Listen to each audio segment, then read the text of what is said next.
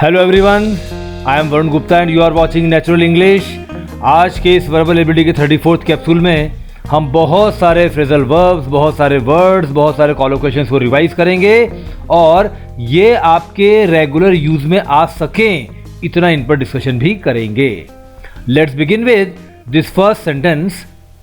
I didn't think you led out और वर in your element और had it in you or were so baffled to be so nasty.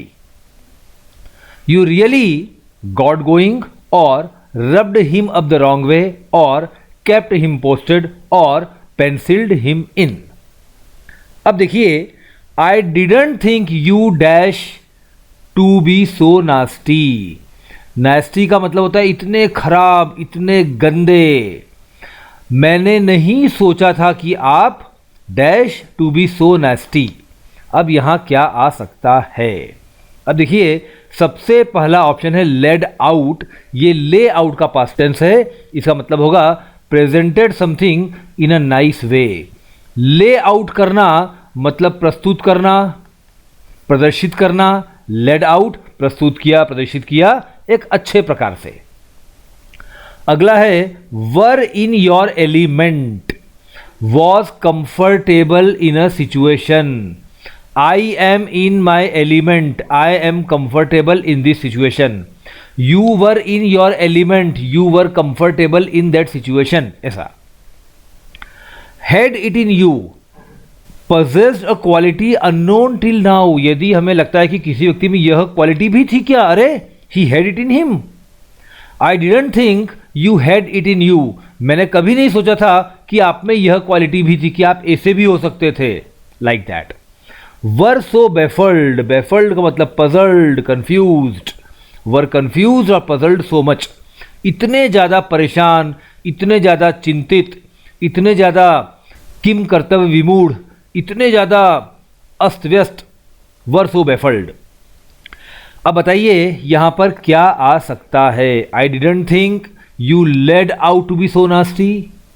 I didn't think you were in your element to be so nasty. I didn't think you had it in you to be so nasty. I didn't think you were so baffled to be so nasty. Had it in you थोड़ा ठीक लग रहा है। मैंने नहीं सोचा था कि आप में यह भी है कि आप इतने नेस्टी भी हो सकते हो। You really got going. अब देखिए, गॉट गोइंग का मतलब क्या होता है? गॉट गोइंग का मतलब होता है got started, came in the flow. जब कोई चीज़ एकदम स्टार्ट हो जाए और आप अपने फ्लो में आ जाएं, आप गतिशील हो जाएं, then you have got going. ऐसा got started, came in the flow. Rubbed him the wrong way. इसका मतलब होता है जब आपने किसी को इरिटेट कर दिया है या किसी को एनॉय कर दिया है, किसी को चिढ़ा दिया है, किसी को परेशान कर दिया है, तो आपने उसको रब हिम द रॉन्ग वे किया है। Kept him posted. Kept him up to date with news. किसी को लगातार जानकारियां देते रहना, उसको पूरे घटनाओं की जानकारी में बनाए रखना। You keep him posted. और pencilled him in, made a provisional appointment. जब किसी का अपॉइंटमेंट हम पेंसिल से लिखते हैं डायरी में, मतलब बाद में रबर से मिटाकर बदला जा सकता है। अभी हमने प्रोविजनल अपॉइंटमेंट लिखा है। अब देखिए, you really got going, got started. You really rubbed him up the wrong वे। आपने उसको इरिटेट कर दिया है, परेशान कर दिया है। You really kept him post. आप उनको सूचना में बनाए रखे। पेंसिल्ड हिम इन, आपने उनको प्रोविजनल अपॉइंटमेंट दिया। अब इनमें से कौन सी घटना इस नेस्टी वर्ड को जस्टिफाई कर रही है? आपने क्या किया होगा कि आपको नेस्टी कहा जाए? तो ऐसा लगता है शायद कि rubbed him up the wrong way answer हो सकता है। एक बार फिर से देख लें। I didn't think you had it in you to be so nasty. You really rubbed him up the wrong way. Yes, पूरा सेंटेंस मीनिंगफुल तो हो रहा है, तो let us lock it. I didn't think you had it in you to be so nasty. मैंने नहीं सोचा था कि आप इतने बुरे हो सकते हो। आपने वास्तव में, you really rubbed him up the wrong वे, आपने वास्तव में उन्हें बहुत परेशान कर दिया है। आगे बढ़ते हैं दोस्तों। आज का अगला sentence. Last year was a hard time in our business when we weren't breaking even or in our element or going around or brushing up. But look how things have picked up so dramatically this year. I don't know how we went about or got going or went around or came through such a difficult patch.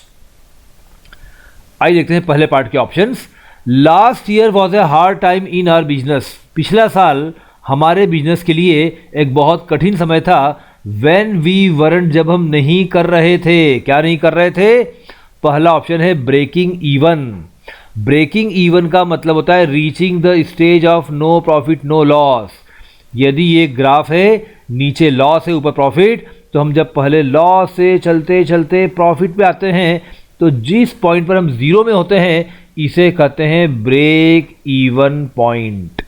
इस point के बाद हम profit में आते हैं, तो जब हम नो प्रॉफिट नो लॉस के पॉइंट तक पहुंचे उसे कहते हैं ब्रेकिंग इवन. उसके पहले हम लॉस में हैं. तो last year was a hard time in our business when we weren't breaking even. जब हम ब्रेक इवन नहीं कर पा रहे थे, लॉस में थे. अगला है in our element. Comfortable in a situation, जब हम आराम से कंफर्टेबल हों. Last year was a hard time in our business when we weren't in our element. थोड़ा कम सूटेबल लगता है. जब हम हार्ड टाइम की बात कर रहे हैं तो हम कंफर्टेबल कैसे हो जाएंगे? गोइंग अराउंड, स्प्रेडिंग और गेटिंग राउंड, जब कोई चीज फैल रही है, सबके पास पहुंच रही है. Going around. Last year was a hard time in our business when we weren't going around. जब हम सबके पास नहीं पहुंच पा रहे थे, पहुंच रहे थे. Okay. Brushing up. Brushing up का मतलब होता है प्रैक्टिसिंग या इंप्रूविंग.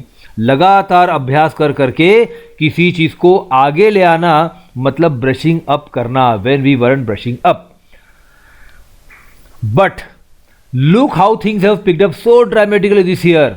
किंतु देखिए इस साल चीजें कितने नाटकीय तरीके से बढ़ गई हैं. पिक्ड अप, आगे बढ़ गई हैं इतने नाटकीय तरीके से इस साल. मतलब इस साल चीजें काफी सुधरी हैं. आई डोंट नो, मैं नहीं जानता. How we went about such a difficult patch. मैं नहीं जानता कि हम इतने मुश्किल दौर से कैसे.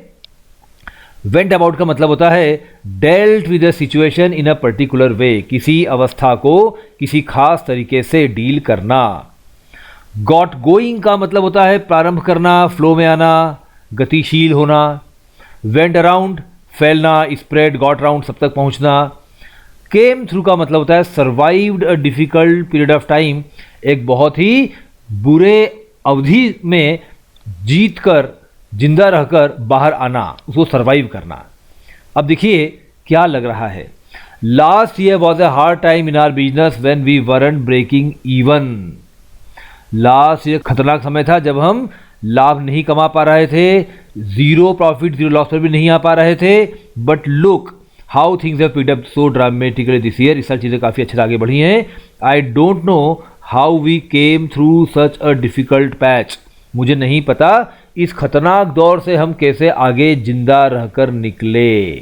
तो बिल्कुल ठीक है, ब्रेकिंग इवन और came through is the right option. आगे बढ़ते हैं. आई विल कम थ्रू और गो बाय और पेंसिल यू इन और get going for Thursday. But I do have a cliche और बैकलॉग और लूप होल और dogsbody of paperwork to catch up on. I have allowed myself to get a bit bogged down or up in the air or touchy or loopholed with it all. I will come through for Thursday. come through पढ़ा है हमने, एक खतरनाक दौर से बाहर निकलना. I will come through for Thursday. Go by का मतलब होता है किसी की बात को मानते हुए, जो हमने सुना है, जो देखा है, जो पढ़ा, उसके आधार पर निर्णय लेना. I will go by for Thursday. अगला है pencil you in, make a provisional appointment. I will pencil you in for Thursday. मैं आपको गुरुवार का एक प्रोविजनल अपॉइंटमेंट दूंगा. Okay. Get going, to get started, to come in the flow, गति में आना, प्रारंभ करना. I will get going for Thursday. तो ऐसा लग रहा है कि पेंसिल यू शायद थोड़ा ठीक यहाँ पर भी फिलहाल लग रहा है. पर आगे पूरा पढ़ेंगे इसको कंफर्म करने के लिए। But I do have a cliche of paper work. Cliche of paper work, cliche का मतलब होता है कोई घिसी पिटी बात, a word that is over use and has lost its sheen. तो क्लीशे ऑफ पेपर तो कम ठीक लग रहा है। आई do have a backlog of paper work. Backlog होता है पेंडिंग वर्क, जो काम बहुत समय से पेंडिंग हो। I do have a backlog of paper work to catch up on. ये हो सकता है मुझे बहुत सारा कागजी काम मेरा पेंडिंग पड़ा हुआ है जो मुझे पूरा करना है। अगला है loophole, a gap in law use to avoid it, but I do have a loophole of paper work. नहीं नहीं नहीं नहीं, बिल्कुल नहीं। अगला है dogsbody, a person appointed to do manual work. छोटे मोटे काम करने के लिए किसी को नियुक्त करना, उसे कहते हैं dogsbody, but I do have a dogsbody of paper work. नहीं, तो यहां लग रहा है बैकलॉग। ठीक है, आगे बढ़ते हैं। I have allowed myself to get a bit dash with it all. I have allowed myself to get a bit, मैंने अपने आप को होने दिया है थोड़ा सा डैश विद इट ऑल, इन सब में क्या होने दिया है भाई? Bogged down, involved, entangled, prevented from progress. उलझा लेना किसी को या खुद को उलझा लेना, bogged down. Up in the air, uncertain, unsettled, अनिश्चित, जब आप बिल्कुल अभी निश्चय नहीं कर पाए तो आप अप इन द एयर हैं। टची वो इंसान होता है जो ओवर सेंसिटिव हो, जिसको बहुत ही आसानी से अपसेट किया जा सके या चिढ़ाया जा सके।